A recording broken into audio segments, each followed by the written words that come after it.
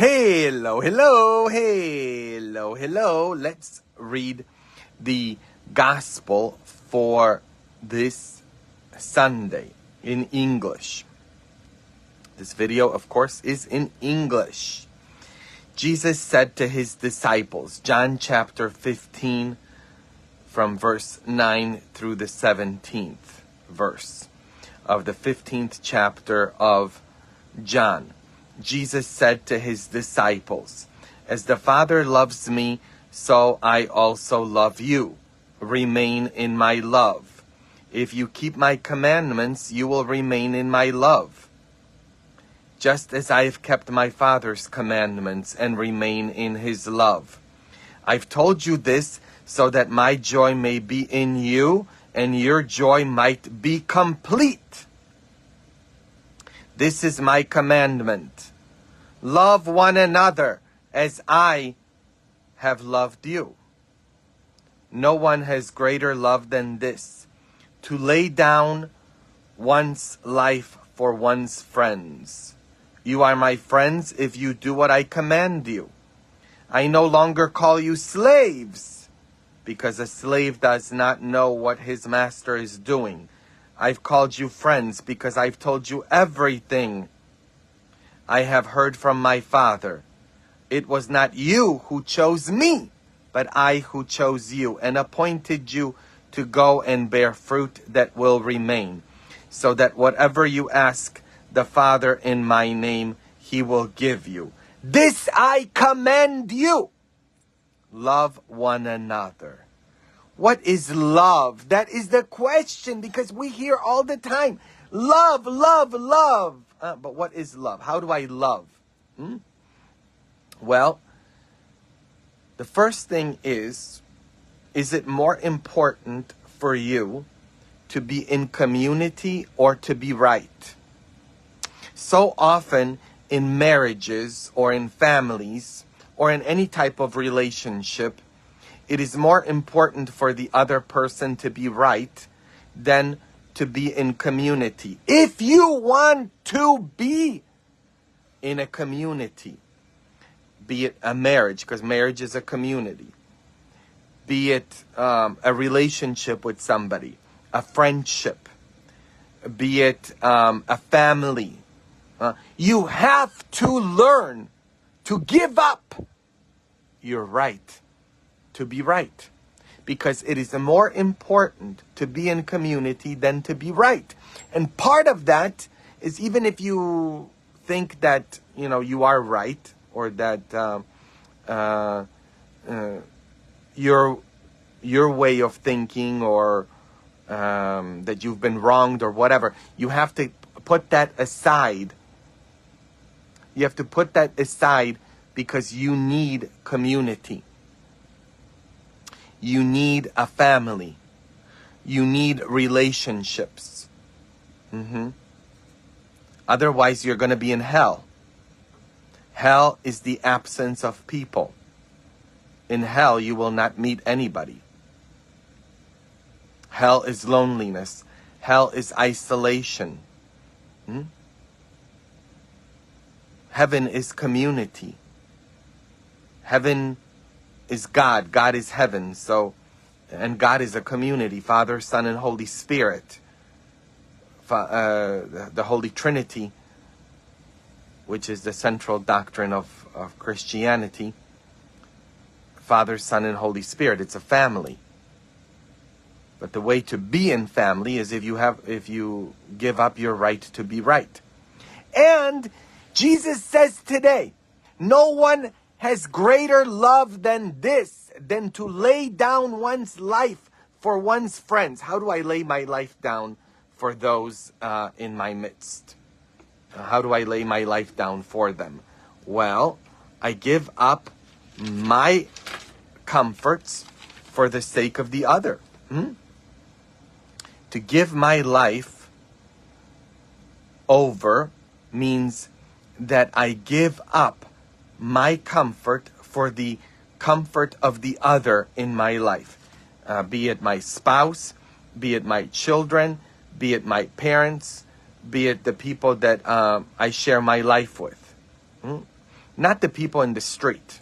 There's a lot of people who think that serving God means, being in church, reading the readings, or giving communion, or being a sacristan in church, and that's serving God. No. You serve God by serving people, the people in your life, and not the people that are in the street. It's nice to be, it's easy to be nice to the people on the street. It's easy to be nice to the people at work because you get paid at work. It's not easy to be nice to the people in your family. It's not easy to be nice in your marriage, because those are the people who hurt you the most.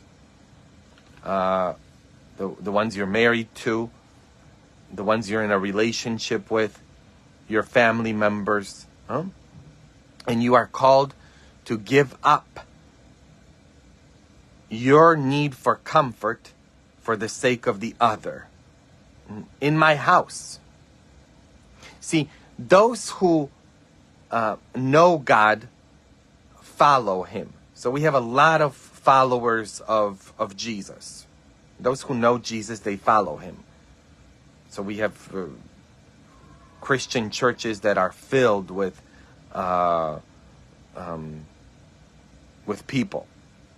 And they say they know God. And they follow him. Okay, but if you love God, you serve him. To love God is to serve him. Serve God. And we serve God in the people in our life. Because I can't love God whom I don't see if I don't love you whom I do see. And it starts at home. You can't be the person who fills himself with all sorts of holy things in church and then spews the devil at home. Doesn't work that way. You can't be a two-faced follower of Jesus. Meaning, out there in the streets, I'm all nice to the people, or in church I'm all nice, and then at home I have another face. No. So, to love God is to serve him in the people around us.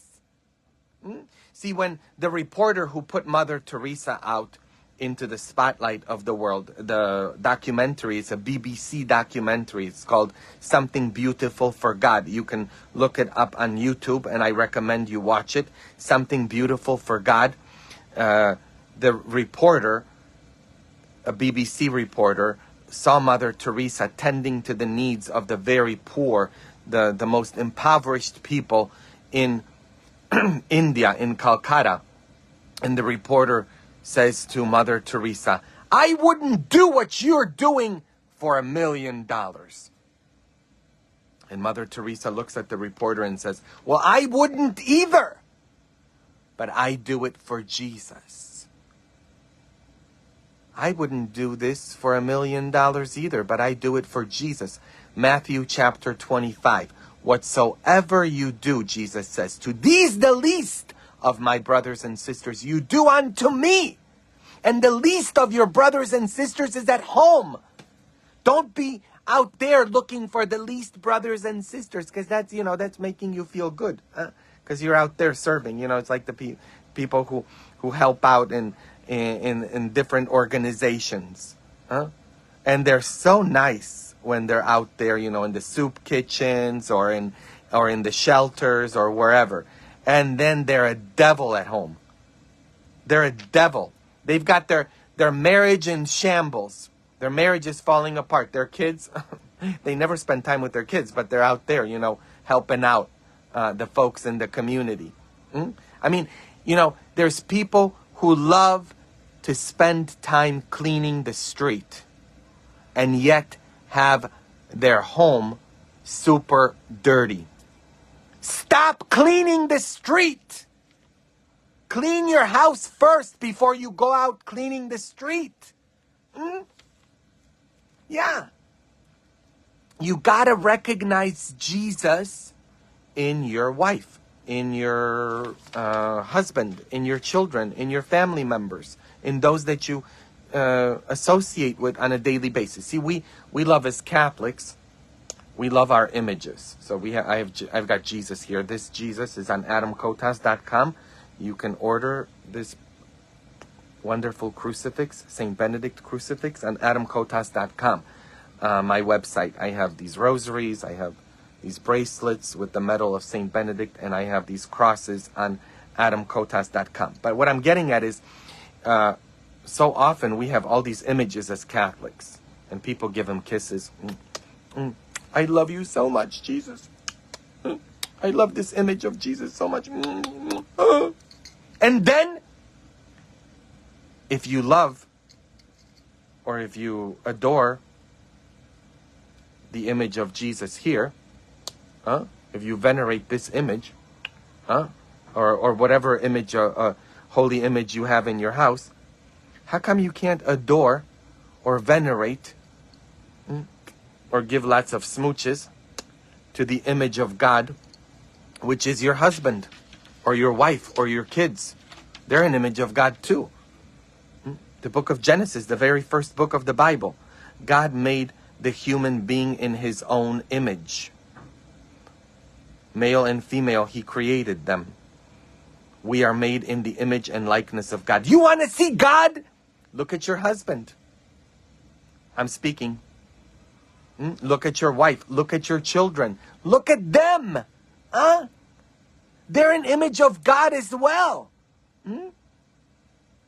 Hello. Hello, hello. See, we cannot love God whom we do not see if we do not love the people that we do see that are in front of us. Now, the very first wedding that I celebrated as a priest was of a couple. He was 22 years old and she was 21 years old.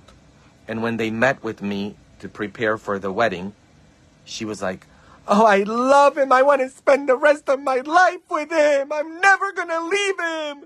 We're always going to be together. I love him.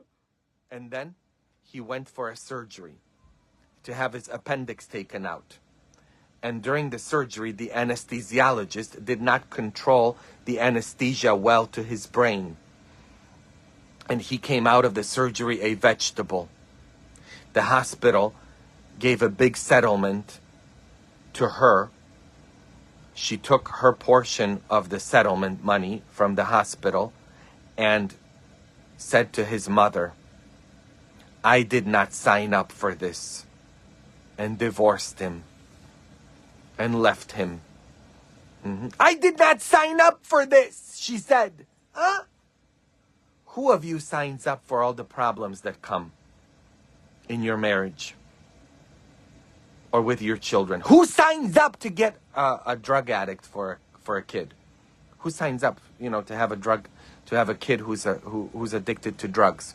Who signs up for that? Who signs up to have their husband cheat on them? Who signs up for that? I'm speaking. Come on, comment. Who signs up for that? Who signs up to have an alcoholic of a husband? Who signs up for that? You don't sign up for it, but that's what love is. Love means that I lay down my life for the other. I lay my life down for the other. Now, I signed up to be a priest. 14 years ago, I was ordained a priest, a Roman Catholic priest, on May 22nd, 2010. And I finished the seminary with 7 young men. Only 4 are active as priests, and I'm one of the 4. It has not been easy for me. Has it? Has it been easy for me? Has it been easy to remain a priest? To keep my vows to God? Has it been easy? No. It hasn't.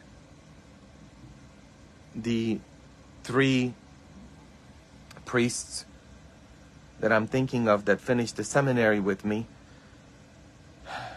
have left. You know, they're doing something else with their life. And, you know, we're all different, and I wish them all the best. And I pray for them. And not one of us is better than anybody else. For one reason or another, they no longer wanted to do ministry. It has not been easy for me to remain a priest. Lots of hurdles. But I promised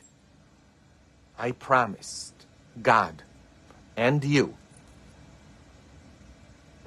that I would be a priest.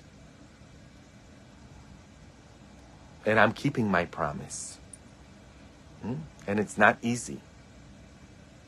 It's not easy for you either. You know, when you decide to have a child, when you decide to get married, it's not easy. Jesus didn't promise it to be easy. He just promised to be with us and to help us. You know, when I became a priest, I married the church, and the church is all of you. For better or worse, in sickness and in health, till death do us part. That means you're stuck with me. And I'm stuck with you. Huh? Are you understanding what I'm trying to get at here? It's not easy. Jesus didn't promise it to be easy. Love requires sacrifice. To love means to sacrifice. Jesus laid down his life for us and asks us to do the same for one another. To lay down our life for each other. And, you know, laying down your life for the other means you lay down your wants, your desires. It's not about me, myself, and I. It's about the other, my family. So whatever you do to your husband, you do to God. I remember this one couple who had agreement that she would no longer buy any more new clothes. And, well, one time she's walking down the mall and she notices in the display window this beautiful dress. And she buys it. And sooner or later, the husband finds out that she bought the dress. And the husband says, well, honey, why did you buy the dress? Why'd you buy the dress? And she says, well, the devil made me do it. And the husband says to the wife, well, why didn't you tell the devil what Jesus told him? And that is, get behind me, Satan. And she says to her husband, well, I did. I told him, get behind me, Satan. And he says, and? Well, and he told me that it looks even better from behind.